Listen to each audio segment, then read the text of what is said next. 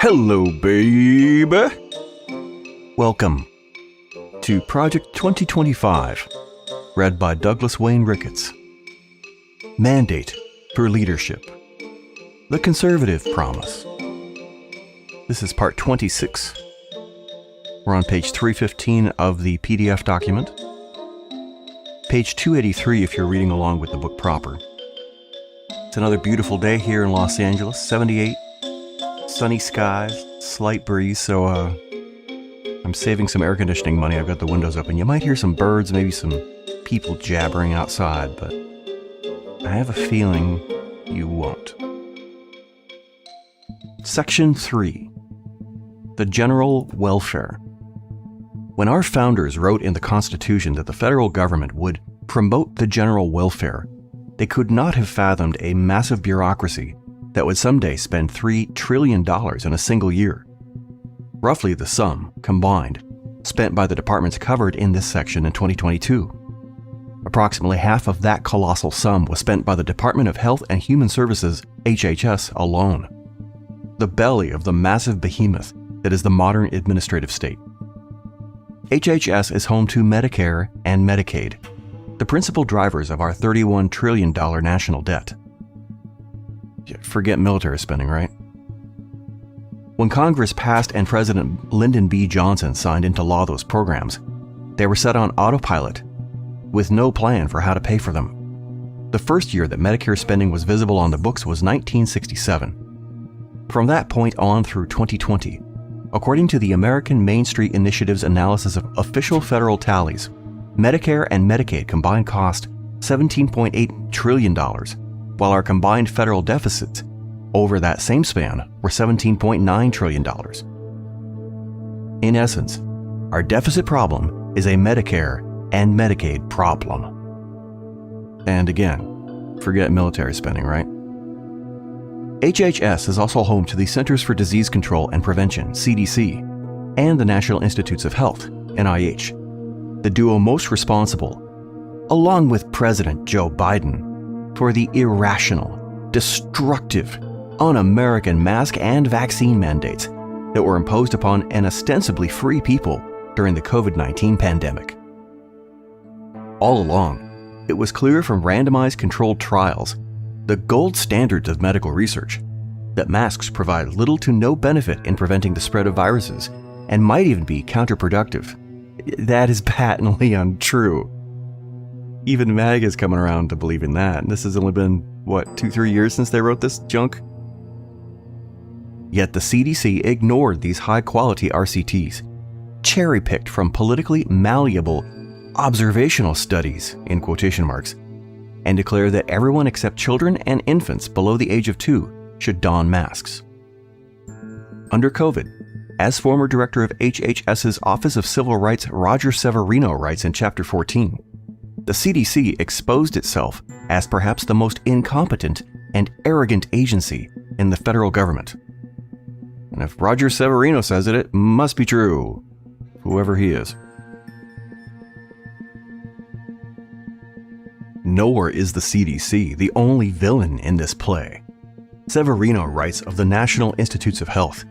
Despite its popular image as a benign science agency, NIH was responsible for paying for research in aborted baby parts, human-animal chimera experiments, in which the genes of humans and animals are mixed, and gain-of-function viral research that may have been responsible for COVID-19.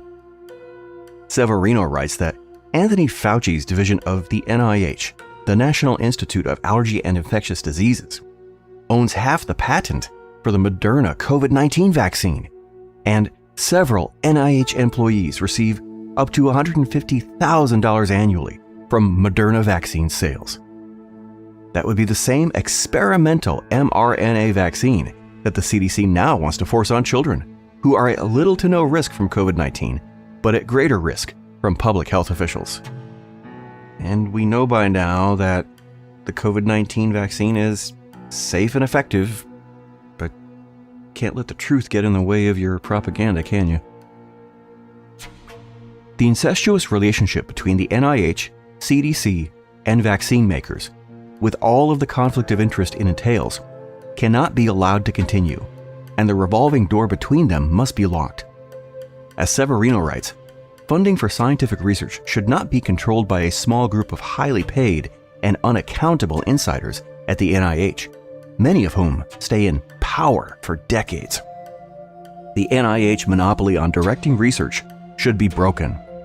What's more, NIH has long been at the forefront in pushing junk gender science.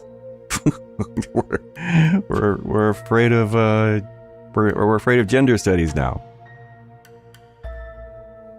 The next HHS secretary should immediately put an end to the department's foray into woke transgender activism. I always have questions for people who use the word woke in a derogatory manner. What is the opposite of woke? Is it asleep and unaware of what other people in this world go through?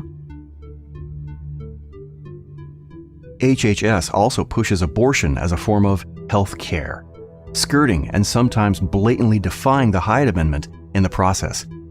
Severino writes that the FDA should reverse its approval of chemical abortion drugs because the politicized approval process was illegal from the start. In addition, HHS programs often violate the spirit and sometimes the letter of conscience protection laws. Severino writes that the HHS secretary should pursue a robust agenda to protect the fundamental right to life, protect conscious rights, and uphold bodily integrity rooted in biological realities, not ideology. I think I already made my opinion clear on the hypocrisy of people who believe in this nonsense being religious hypocrites with regard to abortion, but I have another thought. People who wrote this and people who were reading it and following it remember that it wasn't until about the late 60s, early 70s when a whole bunch of religious leaders started rallying against abortion. Up until around the Civil Rights Act, and people started noticing that the dynamic of the US was going to change with more non-whites being born, and suddenly they started having a problem with abortion. Magic how that happens, huh? The next secretary should also reverse the Biden administration's focus on LGBTQ+ equity, subsidizing single motherhood, disincentivizing work, and penalizing marriage, replacing such policies with those encouraging marriage, work, motherhood, fatherhood, and nuclear families. If there is another department that has gone off the rails like HHS during the Obama and Biden administrations, it is the once proud Department of Justice, DOJ. Oh yeah, because they're totally doing much better under Trump right now, aren't they? As former counselor to the Attorney General Gene Hamilton writes in Chapter 17, the department has a long and noble history. Edmund Randolph, the first Attorney General, took office the same year as President Washington, yet its long-standing reputation has been marred by the Biden administration's abuse of the department's powers for its own ends. Hamilton writes that the department's unprecedented politicization and weaponization under Biden and Attorney General Merrick Garland, resulting in politically motivated and viewpoint-based prosecutions of political enemies and indifference to the crimes of political allies, has made the department a threat to the Republic. The most important thing for the next Attorney General to do is to refocus the department on its core functions of protecting public safety and defending the rule of law, while restoring its values of independence, impartiality, honesty, integrity, respect, and excellence. This is especially true of the Federal Bureau of Investigations, FBI, a bloated, arrogant, increasingly lawless organization, especially at the top. The FBI views itself as an independent agency that is on par with the Attorney General, rather than as an agency that is under the AG and fully accountable to him or her. To rein in this completely out of control bureau and remind it of its place within, rather than at the top of, the DOJ hierarchy, Hamilton writes that the FBI's separate Office of General Counsel, with approximately 300 attorneys, separate Office of Legislative Affairs, and separate Office of Public Affairs should all be abolished. Requiring the FBI to get its legal advice from the wider department would serve as a crucial check on an agency that has recently pushed past legal boundary after legal boundary. Indeed, Hamilton writes, the next conservative administration should eliminate any offices within the FBI that it has the power to eliminate without any action from Congress. Elsewhere, DOJ should target violent and career criminals, not parents.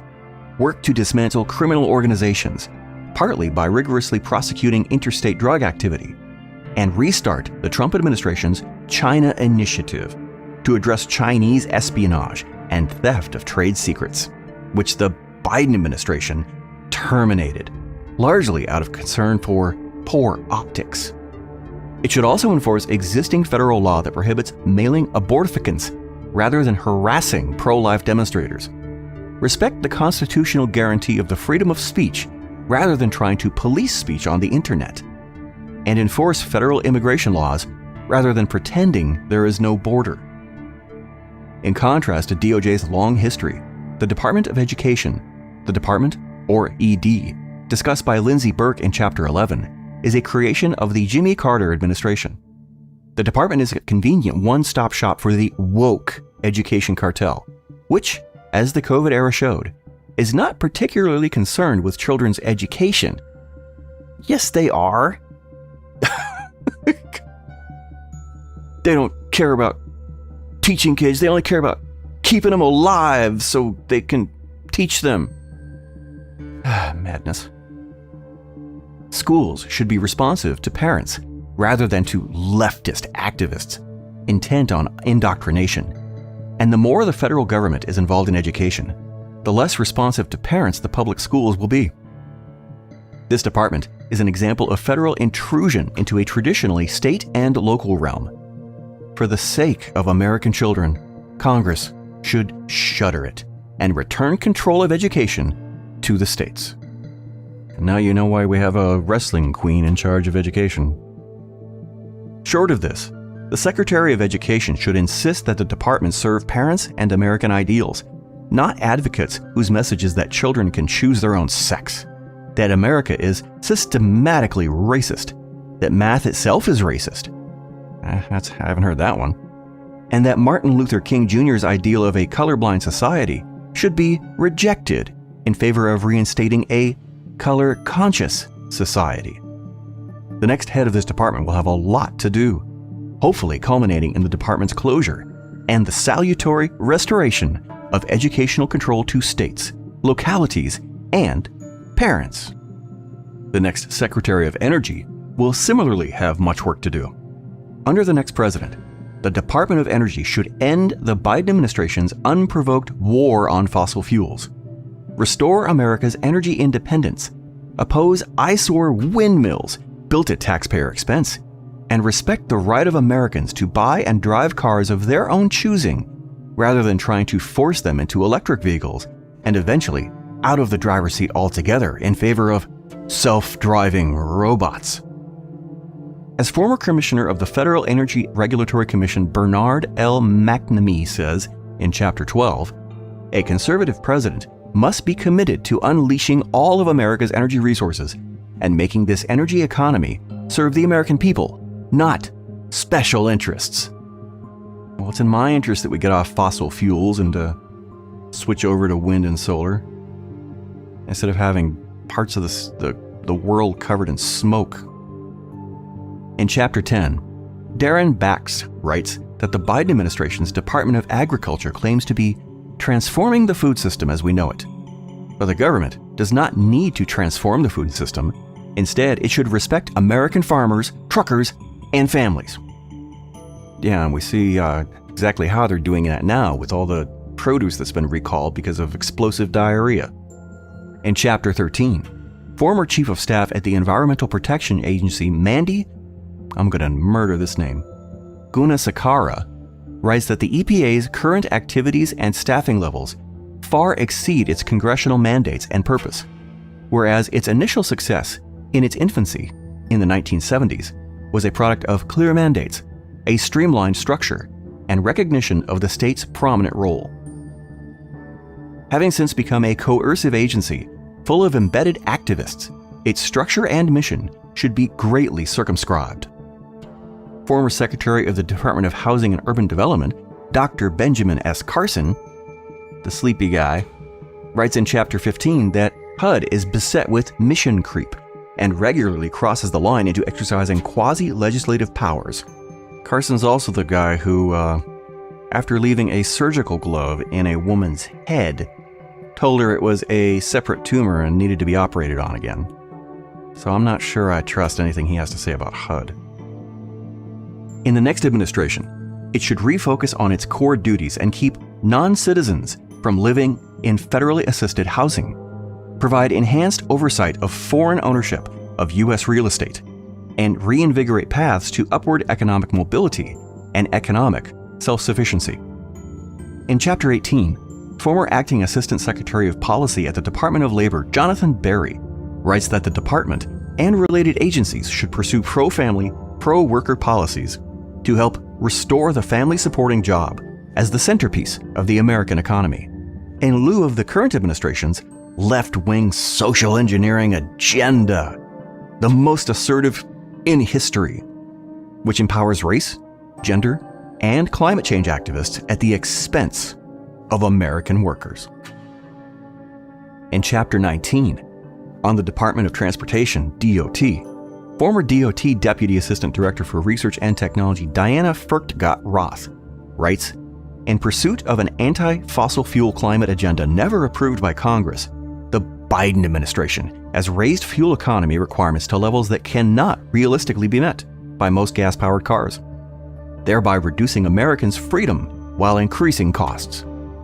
Lastly, former Acting Chief of Staff at the Department of Veterans Affairs Brooks D. Tucker, echoing concerns expressed in other chapters, writes in Chapter 20 that the Veterans Affairs, VA, must be accountable to the needs and problems of veterans, not subservient to the parochial preferences of the bureaucracy. Section 10. By the way, that entire section had no author attached to it. I'm noticing now that this next section is authored by someone named Darren Bakst, B-A-K-S-T. Department of Agriculture.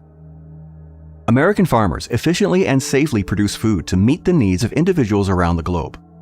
Because of the innovation and resilience of the nation's farmers, American agriculture is a model for the world. If farmers are allowed to operate without unnecessary government intervention, American agriculture will continue to flourish, producing plentiful, safe, nutritious, and affordable food. The U.S. Department of Agriculture, USDA, can and should play a limited role, with much of its focus on removing governmental barriers that hinder food production or otherwise undermine efforts to meet consumer demand. The USDA should recognize what should be self-evident. Agricultural production should first and foremost be focused on efficiently producing safe food. This chapter provides important background on the USDA and identifies many of the USDA-specific issues that will be faced by an incoming administration. It provides specific recommendations for the next administration about how to address these issues and lays out a conservative vision for what the USDA should look like in the future. Mission Statement. The current mission statement, as stated by the Biden administration, highlights the broad scope of the USDA. To serve all Americans by providing effective, innovative, science-based public policy leadership in agriculture, food and nutrition, natural resource protection and management, rural development, and related issues with a commitment to delivering equitable and climate-smart opportunities that inspire and help America thrive. The first part of the mission statement regarding the issues covered is not new to the Biden administration. It reflects the overly broad nature of the USDA's work. However, the language in bringing in equity and climate change is new to the Biden administration and part of the USDA's express effort to transform agricultural production. The USDA's new vision statement illuminates the focus of this effort. An equitable and climate-smart food and agriculture economy that protects and improves the health, nutrition, and quality of life of all Americans, yields healthy land, forests, and clean water, helps rural America thrive, and feeds the world. This effort is one of a federal central plan to put climate change and environmental issues ahead of the most important requirements to agriculture to efficiently produce safe food. The USDA would apparently use its power to change the very nature of the food and agriculture economy into one that is equitable and climate smart. Yeah, we wouldn't want to do that. We wouldn't want to generate food in a manner that helps the planet. That would be horrible. As an initial matter, the USDA should not try to control and shape the economy, but should instead remove obstacles that hinder food production. Further, it should not place ancillary issues, such as environmental issues, ahead of agriculture production itself. A proper mission statement. Even before the Biden administration's radical effort to reshape the USDA's work, the USDA's mission was and is too broad, including serving as a major welfare agency through implementation of programs such as food stamps. This far-reaching mission is not the fault of the USDA, but of Congress, which has given the department its extensive power. Congress must limit the USDA's role. A proper mission would clarify that the department's primary focus is on agriculture and that the USDA serves all Americans. The USDA's client is the American people in general, not a subset of interests such as farmers, meat packers, environmental groups, etc. Within this agricultural focus, the USDA should develop and disseminate information and research, the historical role of the USDA, identify and address concrete threats to public health and safety arising directly from food and agriculture, remove unjustified foreign trade barriers blocking market access for American agricultural goods, and generally remove government barriers that undermine access to safe and affordable food across the food supply chain. Core principles should be included within any mission statement, including a recognition that farmers, and the food system in general, should be free from unnecessary government intervention. Further, there should be clear statements about the importance of sound science to inform the USDA's work and respect for personal freedom and individual dietary choices, private property rights, and the rule of law. Taking these factors into account, below is a model USDA mission statement. To develop and disseminate agricultural information and research, identify and address concrete public health and safety threats directly connected to food and agriculture, and remove both unjustified foreign trade barriers for U.S. goods and domestic government barriers that undermine access to safe and affordable food, absent a compelling need, all based on the importance of sound science, personal freedom, private property, the rule of law, and service to all Americans. Overview. In 1862, President Abraham Lincoln signed into law the legislation that created the USDA. The department had a very narrow mission focused on the dissemination of information connected to agriculture and to procure, propagate, and distribute among the peoples new valuable seeds and plants. During the last 160 years, the scope of the USDA's work has expanded well beyond that narrow mission and well beyond agriculture itself. In addition to being a distributor of farm subsidies, the USDA runs the food stamp program and other food-related welfare programs and covers issues including conservation, biofuels, forestry, and rural programs. And what's the problem with that? Oh, they're going to try and say it costs too much. Here we go. Based on the USDA's fiscal year 2023 budget summary, outlays are estimated at $261 billion, $221 billion for mandatory programs, and $39 billion for discretionary programs. These outlays are broken down as follows: nutrition assistance, 70%, farm, conservation, and commodity programs, 14%, all other, which includes rural development, research, food safety, marketing, and regulatory, and departmental management, 11%, and forestry, 5%. The USDA has provided a summary of its size, explaining today USDA is comprised of 29 agencies organized under 8 mission acres and 16 staff offices, with nearly 100,000 employees serving the American people at more than 6,000 locations across the country and abroad. Major priority issues and specific recommendations. For an incoming administration, there are numerous issues that should be addressed at the USDA. This chapter identifies and discusses many of the most important issues. The initial issues discussed should be priority issues for the next administration. Defend American agriculture. It is deeply unfortunate that the first issue identified must be a willingness of the incoming administration to defend American agriculture, but this is precisely what the top priority for that administration should be. As previously discussed, the Biden administration is seeking to use the federal government to transform the American food system. The USDA website explains. The U.S. Department of Agriculture, USDA, alongside Biden-Harris administration leadership and the people of this great country, has embarked on another historic journey, transforming the food system as we know it, from farm to fork, and at every stage along the supply chain. The federal government does not need to transform the food system or develop a national plan to intervene across the supply chain. Instead, it should respect American farmers, truckers, and everyone who makes the food supply chain so resilient and successful. One of the important lessons learned during the COVID-19 pandemic was how critical it is to remove barriers in the food supply chain, not to increase them. The Biden administration's centrally planned transformational effort minimizes the importance of efficient agricultural production and instead places issues such as climate change and equity front and center. The USDA's strategic plan fiscal years 2022 to 2026 identifies 6 strategic goals, the first 3 of which focus on issues such as climate change, renewable energy, and systemic racism. In the Secretary of Agriculture's message, there's only one mention of affordable food, and nothing about efficient production and the incredible innovation and respect for the environment that already exists within the agricultural community. The Biden administration's USDA strongly supported the recent United Nations Food Systems Summit. According to the USDA, the stated goal of the Food Systems Summit was to transform the way the world produces, consumes, and thinks about foods within the context of the 2030 Agenda for Sustainable Development and to meet the challenges of poverty, food security, malnutrition, population growth, climate change, and natural resource degradation.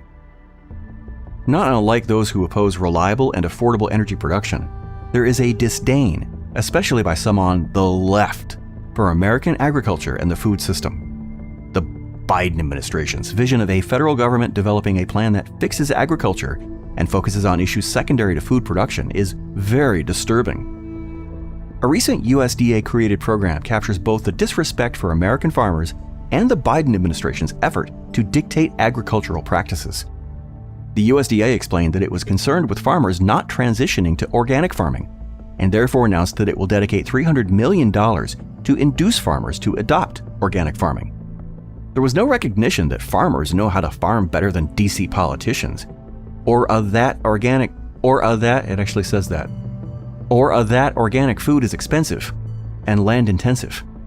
The Biden administration has also been pushing so-called climate-smart agricultural practices, which received additional support in the Partisan Inflation Reduction Act.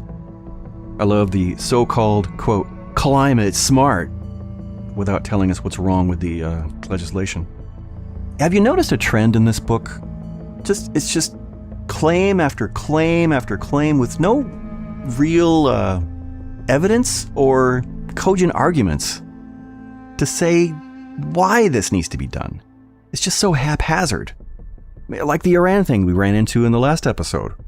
Part of why Trump's in Iran is because they just said we should go to Iran. It didn't really say why. It doesn't have a clear agenda, nation building. And by all accounts, Trump pegs says everything they've done has made the world worse. But I digress. This is about agriculture. American agriculture should not need defending. According to the USDA's latest data, farm output nearly tripled, a 175% increase from 1948 to 2019, while the amount of land farmed decreased. In fact, as farm output increased by 175%, all agricultural inputs increased by only 4%.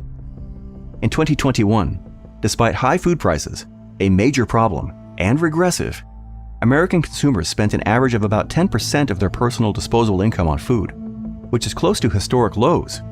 Well, they fixed that. For decades, this share has been in decline. America's farmers efficiently produce food using fewer resources, making it possible for food to be affordable. This reality is not only something that should be defended, but also touted as a prime example of what makes American agriculture so successful. The connection between efficiency and affordability seems lost in the Biden administration's effort to transform the food system. Recommendations.